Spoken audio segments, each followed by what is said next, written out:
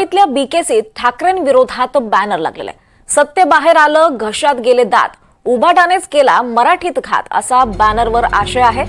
त्रिभाषा सूत्र तुम्हीच स्वीकारलं होतं, विसरलात की काय? बॅनरवर असा उद्धव ठाकरेंना सवाल विचारण्यात आलाय। शिवसेना ठाकरे गटावर टीका करणारी कलानगर परिसरात ही बॅनरबाजी करण्यात आली आहे, तर मुंबईतल्या बीकेसी मध्ये ही बॅनरबाजी करण्यात आली आहे। या संदर्भात अधिक माहिती घेऊयात। आपल्यासोबत देवेंद्र कोल्हटकर आहेत। देवेंद्र, ठाकरे गटावर टीका करणारे हे बॅनर्स लागलेत, नेमके कोणी हे बॅनर्स लावलेत, काय कळू शकले का? आणि नेमका काय मजकूर आहे त्यावर?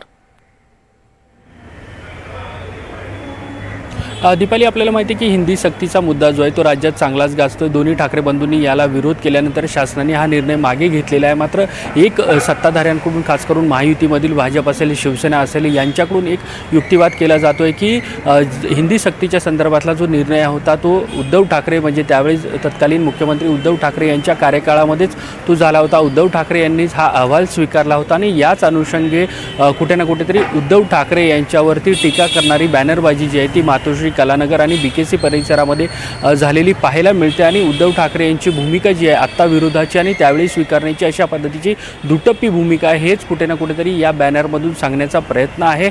आणि आपण जसं बघितलंय की आता सध्या हिंदी सक्तीच्या अवतीभोवती महाराष्ट्राचं राजकारण जे आहे ते फिरताना पाहायला मिळतं आणि त्यावरूनच हे सगळे आरोप आणि प्रत्यारोप बॅनरबाजीच्या माध्यमातून सुरू असलेले पाहायला मिळतात आहे।